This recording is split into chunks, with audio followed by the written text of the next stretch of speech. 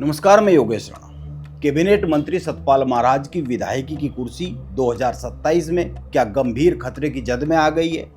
यह सवाल इसलिए किया जा रहा है क्योंकि सतपाल महाराज पर गंभीर आरोप लगाते हुए चौबट्टा खाल से जो उनका विधानसभा क्षेत्र है, वहां से बीजेपी के कार्यकर्ता देहरादून में बीजेपी का जो मुख्यालय है वहां तक पहुंच गए और बीजेपी के प्रदेश अध्यक्ष महेंद्र भट्ट ने सतपाल महाराज को कहा कि ये कार्यकर्ता उनके घर पर नहीं आएंगे, आप पार्टी दफ्तर में पहुंचकर ही उनकी बात सुने।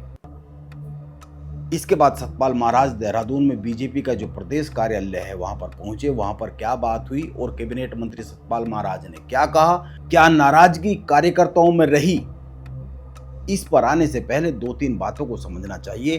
पहली बात यह है कि बीजेपी ने इस बार 2027 के विधानसभा चुनाव में अपने मौजूदा जो विधायक है उनके लिए टिकट तय करने का एक नया फार्मूला तैयार किया है। टिकट को तय करने में इस बार मंडल अध्यक्ष और जिला अध्यक्ष की राय ली जाएगी और इनकी जो रिपोर्ट रहेगी वह बहुत अधिक मायने रखेगी। सवाल यह उठ रहा है कि क्या पिछले चुनाव में मंडल अध्यक्ष और जिला अध्यक्ष की राय मायने नहीं रखती थी? इस बार क्या यह अलग से व्यवस्था की गई है? ऐसा नहीं है, पिछली बार भी मायने रखती थी, लेकिन इस बार हालात जुदा है।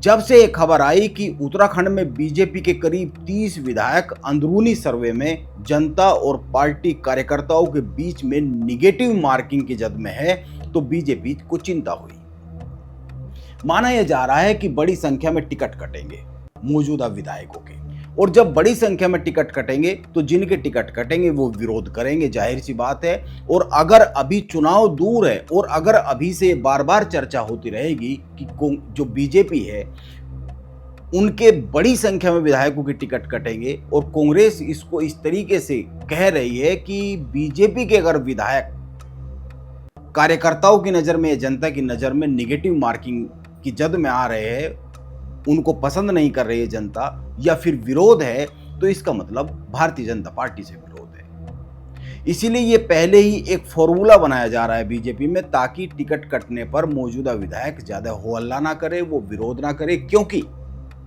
मंडल और जिला लेवल पर जो संगठन है वहीं से संस्तुति होगी टिकट किसको फाइनल किया जाए, क्योंकि टिकट तो उसी को दिया जाएगा जो जीतने की उम्मीदों पर सबसे अधिक खरा उतर रहा होगा।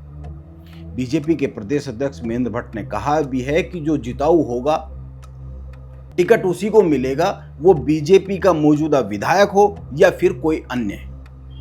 यहां तक कि जो गैर भाजपा के विधायक है उनको लेकर भी कुछ टटोला जा रहा है, उसकी भी रिपोर्ट तैयार की जा रही है।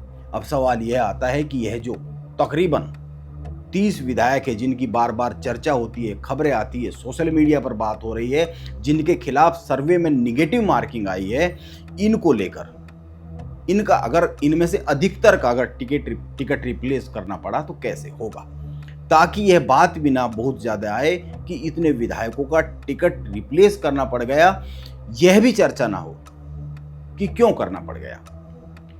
अब नाम तो बहुत से लोगों के लिए जा रहे हैं जिनके टिकट कट सकते हैं, जिन मंत्रियों के टिकट कट सकते हैं, उन नामों में सतपाल महाराज का नाम भी रहता है क्या? यह सवाल इसलिए जरूरी हो गया है क्योंकि लगातार उनका चौबट्टा खाल में विरोध, और यह विरोध अगर देहरादून तक आ गया, यह विरोध अगर चिट्ठी पत्री में मुख्यमंत्री धामी तक पहुंच गया, यह विरोध अगर बीजेपी के प्रदेश अध्यक्ष महेंद्र भट्ट तक पहुंच गया और बीजेपी के प्रदेश कार्यालय में ही मीटिंग होती है, तो इसके मायने हैं। बहुतों का मानना है बीजेपी इस बार चौबट्टा खाल से अपना उम्मीदवार बदल सकती है। आप खुद ही सोचिए, बीजेपी के प्रदेश कार्यालय में बीजेपी के प्रदेश अध्यक्ष की अनुमति से एक मीटिंग होती है, जिस मीटिंग में चौबट्टा खाल विधानसभा क्षेत्र से आए हुए बीजेपी के कार्यकर्ता मौजूद रहते हैं, बीजेपी सरकार के मंत्री जो वहां से विधायक है वो मौजूद रहते हैं और उनकी बातें सुनते हैं। और ये लोग सीधे सीधे मंत्री पर गंभीर आरोप लगाते हैं, ये कहते हैं कि मंत्री विधानसभा क्षेत्र में दिखते नहीं है, वो मनमर्जी चलाते हैं, मिलते नहीं है। ऐसे ही बहुत से आरोप हैं। जब इन आरोपों को लेकर मीडिया ने सतपाल महाराज से बात की तो उन्होंने एक छोटा सा वक्तव्य जारी किया, एक छोटा सा बयान दिया। उस बयान को सुनेंगे, लेकिन वो एक शब्द पर बोले, एक शब्द पर बड़ा जोर दिया। जब पत्रकार पूछते हैं कि क्या नाराजगी थी, तो वो कहते हैं कि कम्युनिकेशन गैप था। जो अब दूर हो गया है। नहीं, आए हैं तो उनसे बातचीत हुई है, अपनी समस्या उन्होंने बताई है और अध्यक्ष जी ने निश्चित रूप में उनकी समस्याएं का हमने समाधान हम कर रहे हैं और निश्चित रूप में वार्ता की, हमने सद्भाव में वार्ता की है। और मैं सभी से कहूंगा कि भाई अपना संपर्क रखें और रूबरू बात करें और मिल करके अपनी समस्या का निदान करें। इसी के लिए हम लोग जो हैं जनमानस के बीच में घूम रहे हैं। हमारा जो कुछ नाराजगी थी कि क्यों निकले अध्यक्ष जी से ऐसा है, कम्युनिकेशन गैप था, तो कम्युनिकेशन गैप दूर हो गया है और सद्भाव के साथ हम लोग निश्चित रूप में पार्टी को जिताएंगे। महाराज जी कल दिल्ली में सर अपना परिचय दे दो। सर मैं उमेश सिंह रावत, ग्राम 9 विकासखंड बीरूखाल, जनपद पौड़ीगढ़ का मूल निवासी हूँ। राव जी, आप लोग यहाँ पहुँचे, सतपाल महाराज जी क्षेत्रीय विधायक हैं, मंत्री, इनसे आप मिलने पहुँचे हो, क्या समस्या शिकायतें हैं आप लोगों की? वो सिंह कहते हैं सर वहाँ से सिर्फ संगठन की शिकायत थी कि संगठन जो मंत्री हमारी बात नहीं सुनते, अध्यक्ष मंडल से बात नहीं सुनते हमारी, तो मनमर्जी करते हैं, उस परिप्रेक्ष्य में आई थी। एक कम्युनिकेशन गैप के चलते बीजेपी के प्रदेश कार्यालय में इतनी बड़ी मीटिंग हो गई, इतना हंगामा हो गया, प्रदेश अध्यक्ष को हस्तक्षेप करना पड़ गया और प्रदेश अध्यक्ष के कहने पर सतपाल महाराज भागकर प्रदेश कार्यालय पहुंचे, आना पड़ गया। इसका मतलब यह है कि लगता है कुछ बड़ा ही कम्युनिकेशन गैप बन गया है चौबट्टा खाल और सतपाल महाराज के बीच में। अब यह कम्युनिकेशन गैप 2027 के विधानसभा चुनाव तक भरेगा या नहीं भरेगा, यह तो देखने वाली बात होगी। लेकिन एक बात तो बहुत ही साफ दिख रही है कि बीजेपी इस बार अपने विधायकों के बम्पर टिकट काट सकती है। जो जीतने की उम्मीद पर खरा नहीं उतरेगा उसके टिकट को कतर दिया जाएगा।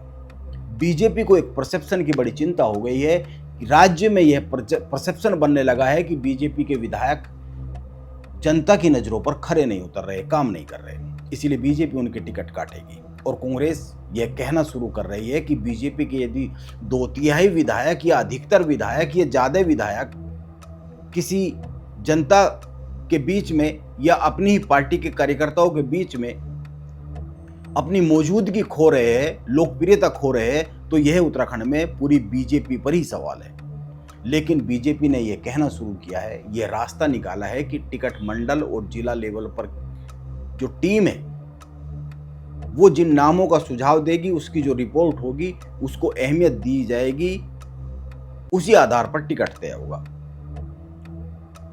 जिला लेवल की टीम के फीडबैक पर ही तय होगा। इसका मतलब यह है जब चुनाव के वक्त विधायकों के बड़ी मात्रा में टिकट कटेंगे तो यह चर्चा नहीं होगी कि उनके खिलाफ जनता में नाराजगी थी, चर्चा यह होगी कि मंडल और जिला लेवल पर संगठन ने मौजूदा विधायक को टिकट का हकदार नहीं पाया, उसके अलावा किसी अन्य को अधिक हकदार पाया, जीत के समीकरणों को साधने वाला किसी अन्य को अधिक पाया। दोनों ही बातों में अंतर है। टिकट इसलिए कटा क्योंकि विधायक की परफॉर्मेंस खराब थी, एक बात यह है, इस बात का एक निगेटिव ये मार्किंग है विधायक के ऊपर। दूसरी बात यह है कि टिकट इसलिए कटा, संगठन के पास मौजूदा विधायक के अलावा कोई अच्छा और दमदार उम्मीदवार था। यह विधायक को लेकर कोई मार्किंग नहीं है, संगठन पर यह एक अच्छी बात है कि संगठन तय करता है, संगठन ने चुना है। जीत का यह गणित साधने का जो काम है विधानसभा सीट पर, यह आदमी कर सकता है, इसीलिए इसको टिकट दिया गया है। संगठन ने इसीलिए मौजूदा विधायक को छोड़कर किसी अन्य को टिकट दिया है। इसीलिए दो बात साफ है, एक सतपाल महाराज के खिलाफ चौबट्टा खाल में अगर बीजेपी में ही विरोध है, बीजेपी के कार्यकर्ताओं में ही विरोध है, तो बीजेपी का संगठन इसको गंभीरता से लेगा। और गंभीरता से लेता हुआ इसलिए दिख रहा है क्योंकि बीजेपी के प्रदेश कार्यालय में ही मीटिंग हो गई। वो विरोध सीधे सीधे वहां से उठकर बीजेपी के प्रदेश कार्यालय में आ गया, वहां पर मीटिंग हुई। तो इसका मतलब यह है कि बीजेपी का संगठन इसको गंभीरता से ले रहा है, इसीलिए कैबिनेट मंत्री से उनका आमना सामना कराया।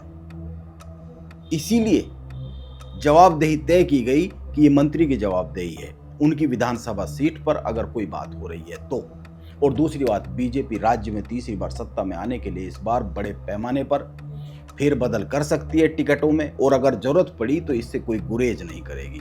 जीत के समीकरण साधने के लिए बड़े बदलाव किए जा सकते हैं। नमस्कार, आप बने रहे जनता टीवी के साथ।